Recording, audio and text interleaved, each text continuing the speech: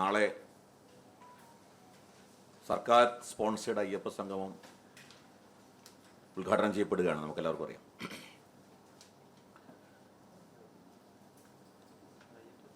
ഹൈന്ദവ സംഘടനകൾ പന്തളത്ത് 22-ാം തീയതി ശബരിമല സംരക്ഷണ സംഗമം സംഘടിപ്പിച്ച വിവരം ഇതിനകം തന്നെ നിങ്ങളെല്ലാവരും റിപ്പോർട്ട് ചെയ്തിട്ടുണ്ട്.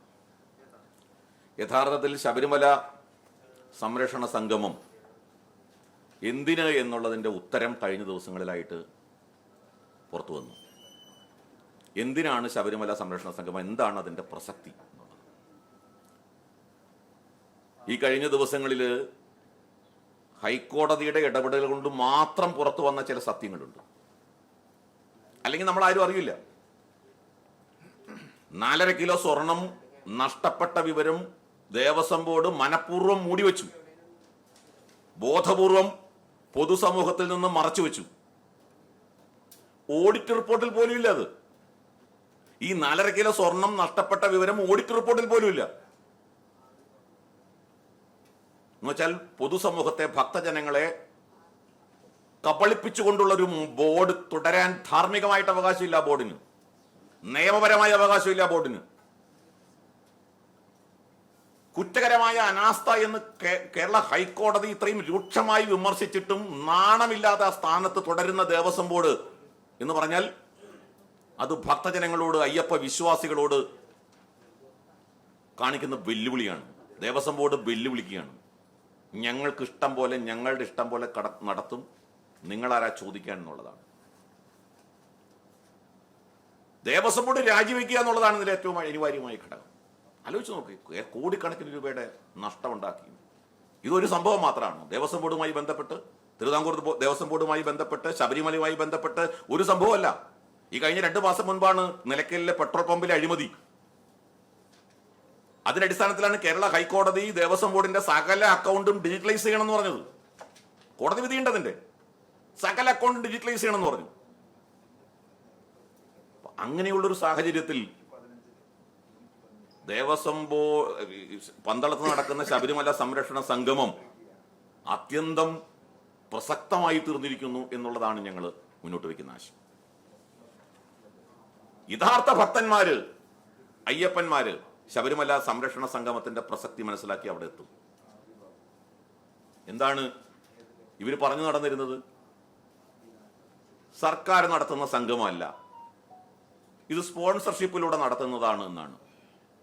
മലബാർ ദേവസ്വം ബോർഡ് ഉത്തരവിട്ടിരിക്കുകയാണ്, സർക്കുലർ ഇറക്കിയിരിക്കുന്നു. ഒരു നേരത്തെ അന്നത്തിന് വകയില്ലാത്ത ദേവസ്വം ജീവനക്കാര് പട്ടിണി സമരം നടത്തി. മലബാർ ദേവസ്വം ബോർഡ് ജീവനക്കാര് പട്ടിണി സമരം നടത്തി ദേവസ്വം ബോർഡ് ഓഫീസിന് മുമ്പിൽ, മലബാർ ദേവസ്വം ബോർഡ് ഓഫീസിന് മുമ്പിൽ. കഴിഞ്ഞ 8 മാസമായിട്ട് സാലറി കിട്ടിയിട്ടില്ലാത്ത ക്ഷേത്ര ജീവനക്കാരുണ്ട് മലബാർ ദേവസ്വം ബോർഡ്. 8 മാസമായിട്ട് ശമ്പളമില്ല. അന്തിത്തിരി കത്തിക്കാൻ നിവൃത്തിയില്ലാത്ത ക്ഷേത്രങ്ങൾ. അത്തരം ക്ഷേത്രങ്ങളുടെ ഫണ്ട് ഉപയോഗിച്ച് അയ്യപ്പ സംഗമത്തിന് എത്തണം എന്ന നിർദ്ദേശം മലബാർ ദേവസ്വം ബോർഡ് കൊടുത്തിരിക്കുക. കേരള ഹൈക്കോടതിയിൽ എന്താ പറഞ്ഞ്? ഞങ്ങൾ സ്പോൺസർഷിപ്പിൽ സംഘടിപ്പിക്കുന്ന പരിപാടിയാണ്. കേരള ഹൈക്കോടതിയും സുപ്രീം കോടതിയും തെറ്റിദ്ധരിപ്പിച്ചുകൊണ്ടാണ് ഈ ഗവൺമെന്റ് ഈ അയ്യപ്പ സംഗമം നടത്തിയിട്ടുള്ളത്. തുടക്കം പറഞ്ഞു സർക്കാരിന് യാതൊരു ബന്ധമില്ല, ദേവസ്വം ബോർഡ് നടത്തുകയാണ് എന്ന് ഇവർ ഹൈക്കോടതിയിലും സുപ്രീം കോടതിയിലൊക്കെ പറഞ്ഞു. നമ്മൾ കണ്ടു ഇവരിറക്കിയിട്ടുള്ള ബ്രോഷർ, ഡിജിറ്റൽ ബ്രോഷറാണ് ഞാൻ കണ്ടത്, ഫിസിക്കൽ ബ്രോഷർ ഞാൻ കണ്ടില്ല. ആ ബ്രോഷറിൽ എഴുതി വെച്ചിരിക്കുന്നത് എന്താ? ആരാണ് ക്ഷണിക്കുന്നത്? വാസവൻ ക്ഷണിക്കുന്നു. അയ്യപ്പന്മാരെ ക്ഷണിക്കുന്നത് ആരാ? അയ്യപ്പ സംഗമത്തിന് വാസവനാണ് ക്ഷണിക്കുന്നത്. ദേവസ്വം ബോർഡ് പ്രസിഡന്റിന്റെ ക്ഷണോ അദ്ദേഹത്തിന്റെ പേരുണ്ട്. എന്തിനു വേണ്ടിയാണ് ക്ഷണിക്കുന്നത്? എന്തിനു വേണ്ടിയാ? അപരവൽക്കരണത്തിനെതിരെ, മാനവികതയ്ക്ക് വേണ്ടി. ശബരിമല അയ്യപ്പ സംഗമം, ഈ ആഗോള അയ്യപ്പ സംഗമം അപരവൽക്കരണത്തിനെതിരെ സംഘടിപ്പിക്കുന്ന സംഘമാണോ? മാനവികതയ്ക്ക് വേണ്ടി സംഘടിപ്പിക്കുന്ന സംഘമാണോ? തികഞ്ഞ രാഷ്ട്രീയ പരിപാടിയാണെന്നല്ലേ അതിനർത്ഥം. ഇതൊരു കാര്യം. ഇപ്പൊ ഹോർഡിങ്സ് ഇറക്കിയിട്ടുണ്ട് വ്യാപകമായി എല്ലാ ക്ഷേത്രങ്ങളുടെയും മുമ്പിൽ ബോർഡ്. എവിടെയാ അവിടെ അയ്യപ്പൻ? നിങ്ങൾ കണ്ടോ അയ്യപ്പനെ? അതിന്റെ മൂലക്കൽ ഇരുത്തിയിട്ടുണ്ട്. ഇപ്പൊ മൂലക്കൽ അയ്യപ്പനാ. അയ്യപ്പനേക്കാൾ വലിയ പ്രാധാന്യത്തോടെ ഈ ബോർഡിൽ പ്രത്യക്ഷപ്പെട്ടിരിക്കുന്നത്, കൊടുത്തിരിക്കുന്നത് പിണറായി വിജയന്റെയും വാസവന്റെയും ഫോട്ടോയാണ്. ശബരിമല അയ്യപ്പൻ ഒരു ഇമേജിലുണ്ട് അതിനകത്ത്. പിന്നെ മൂലയ്ക്കൽ ഒരു കറുത്ത പൊട്ടായിട്ടുണ്ട്. എന്താണ് സാധനം എന്ന് നമ്മൾ സൂക്ഷിച്ചു നോക്കിയാൽ അറിയുള്ളൂ. ഞാനിപ്പോൾ ഇന്ന് മനസ്സിലാക്കിയത് സബ്ജക്ട് ടു കറക്ഷൻ. രാവിലെ നിങ്ങൾ തന്നെ കൊടുത്ത വാർത്തയുടെ അടിസ്ഥാനത്തിലാണ് ഞാൻ പറയുന്നത്. അതിനുശേഷം മാറ്റം വരുത്തുമെന്ന് എനിക്ക് അറിഞ്ഞുകൂടാ. അതുകൊണ്ട് ഞാൻ പറയുകയാണ്, 20,000 പേരെ റെസ്ട്രിക്ട് ചെയ്തിരിക്കുന്നു. വെർച്വൽ ക്യൂവിൽ ബുക്ക് ചെയ്യാൻ 20,000 കൂടുതൽ പേരെ പറ്റില്ല എന്നാണ്. 20,000 ആളുകളെ 20,000 പേരെ മാത്രമേ ഇന്നും നാളെയും ശബരിമലയിൽ ദർശനത്തിന് അനുവദിക്കൂ. ഇവരാരാണ്? ഇവരുടെ ദൗത്യം എന്താണ്? സാധാരണ അയ്യപ്പന്മാരും മുണ്ട് മുറുക്കിയെടുത്ത് കെട്ടും കെട്ടി 41 ദിവസത്തെ വ്രതം നോറ്റ് കല്ലും മുള്ളും ചവിട്ടി കരിമലയും അപ്പാച്ചി വീടും നീലിമലയും കയറി ശബരിമലയിലെത്തുന്ന അയ്യപ്പന്മാർക്ക് നിരോധനം. അത് 20,000 പേര് മതി. എന്തിനു വേണ്ടിയാ? അവിടെ 85,000 പേർക്ക് ദർശനം നടത്താമെന്നാണല്ലോ ഒരു ദിവസം. ഇവര് പറയുന്നത് അയ്യപ്പ സംഗമത്തിൽ എത്തുന്നത് 3,500 പേരാണ്. പോട്ടെ, 5,000 പേരെത്തുന്നു വിചാരിച്ചോളൂ. ബാക്കി 60,000 പേർക്ക് എന്തിനാണ് നിരോധനം അവിടെ ഏർപ്പെടുത്തിയിരിക്കുന്നത്? അപ്പോ ഈ 20,000 പേർക്ക് ഒരു തടസ്സമില്ലാതെ ദർശനം നടത്തണം. ഈ വരുന്ന 3,500 പേർക്ക് ഒരു തടസ്സമില്ലാതെ ദർശനം നടത്താൻ സൗകര്യം ഒരുക്കി കൊടുക്കണം. ശീതീകരിച്ച മുറി, ശീതീകരിച്ച പന്തല്, VIP-കൾക്ക് താമസിക്കാൻ VIP മുറികൾ. ആരുടെ സംഘമാണിത്? അതുകൊണ്ട് ഈ പന്തളം സംഗമത്തിന്റെ പ്രസക്തി, അതിന്റെ പരിപാടികൾ, അത് ജനറൽ കൺവീനർ തന്നെ നമ്മളോട് പറയും. മാധ്യമങ്ങൾ എന്നുള്ള നിലയ്ക്ക് ഇതിന്റെ വസ്തുതകൾ ജനങ്ങളെ അറിയിക്കാൻ ഞാൻ അഭ്യർത്ഥിക്കുകയാണ്. ഇത് അയ്യപ്പന്മാരെ കബളിപ്പിക്കും. എനിക്ക് ഒരൊറ്റ കാര്യം കൂടി പറഞ്ഞിട്ട് ഞാൻ അവസാനിപ്പിക്കാം.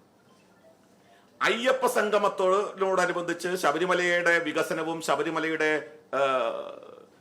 ആ സന്നിധാനത്തിലെ അയ്യപ്പന്മാരുടെ ക്ഷേമവുമാണ് ഈ സർക്കാർ ഉദ്ദേശിക്കുന്നതെങ്കിൽ, ഞാൻ പിണറായി വിജയനോട് പറയുന്നത്, മുഖ്യമന്ത്രി പിണറായി വിജയനോട് ചോദിക്കുന്നതും പറയുന്നതും ആവശ്യപ്പെടുന്നതും, ശബരിമലയിലെ ആ അയ്യപ്പ ക്ഷേത്രത്തോടും ശബരിമല വിശ്വാസത്തോടും നിങ്ങൾക്ക് എന്തെങ്കിലും ഒരു പ്രതിബദ്ധതയുണ്ട്, സർക്കാർ എന്ന നിലയ്ക്ക് ശബരിമലയുടെ വികസനത്തിലും ശബരിമലയുടെ ആ ക്ഷേത്രത്തോടും നിങ്ങൾക്ക് പ്രതിബദ്ധതയുണ്ടെങ്കിൽ ആദ്യം നിങ്ങൾ 2008 നിങ്ങൾ കൊടുത്ത അഫിഡാവിറ്റ് ഉണ്ട്. ആ അഫിഡാവിറ്റ് നിങ്ങൾ പിൻവലിക്കാൻ തയ്യാറാണ്. പിണറായി വിജയൻ അത് പ്രഖ്യാപിക്കുക. ആ യോഗത്തിൽ അയ്യപ്പ സംഗമത്തിൽ പ്രഖ്യാപിക്കണം. 2008 ജഡ്ജ്മെന്റിന്റെ ഭാഗമായിട്ടുള്ളതാണത്. 2008 ജഡ്ജ് ആ അഫിഡാവിറ്റാണ് ജഡ്ജ്മെന്റിൽ എടുത്ത് കാണിച്ചിരിക്കുന്നത്. പിന്നീട് 2016 UDF ഗവൺമെന്റ് കൊടുത്തിട്ടുണ്ട്. ഫെബ്രുവരിയിൽ. നവംബറിൽ വീണ്ടും ജയ്ദീപ് ഗുപ്ത ഞങ്ങൾ പറഞ്ഞിട്ട് 2008 അഫിഡാവിറ്റിലാണ് നിൽക്കുന്നത് എന്ന് പറഞ്ഞിട്ടുണ്ട്. ഞാൻ പറയുന്നത്, സർക്കാർ അഫിഡാവിറ്റ് പിൻവലിക്കാൻ തയ്യാറാവണം. ഞങ്ങളത് പിൻവലിക്കുന്നു എന്ന് പരസ്യമായി പ്രഖ്യാപിക്കട്ടെ പിണറായി വിജയൻ. രണ്ടാമത്തെ കാര്യം, അയ്യപ്പ വിശ്വാസത്തിന്റെ ആ കാര്യത്തിന് വേണ്ടി നടത്തിയ സമര പോരാട്ടങ്ങളിൽ കുറ്റക്കാരായി അല്ലെങ്കിൽ അവർക്കെതിരെ ചാർജ് ചെയ്തിട്ടുള്ള കേസുകൾ ഞാൻ പിൻവലിക്കും എന്ന് പിണറായി വിജയൻ പ്രഖ്യാപിക്കുമോ ഈ അയ്യപ്പ സംഗമത്തിൽ?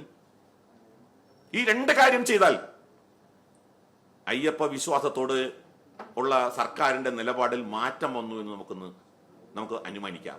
അല്ലാത്തിടത്തോളം ഇത് കാപട്യമാണ്, കബളിപ്പിക്കലാണ്.